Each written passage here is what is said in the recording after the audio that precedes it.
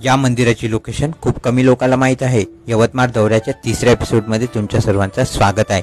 आणि आज आपण जाणार आहे श्री जगत मंदिरात, ज्यांचा ॲड्रेस माहिंदे चौकातून सरळ जायचं आणि त्यानंतर माकडी शाळेतून लेफ्ट टर्न घ्यायचं, मग राईट टर्न घ्यायचं। राईट टर्न घेतल्यानंतर थोडा समोर गेला तुम्हाला जगत मंदिराचं बोर्डच बघायला मिळेल।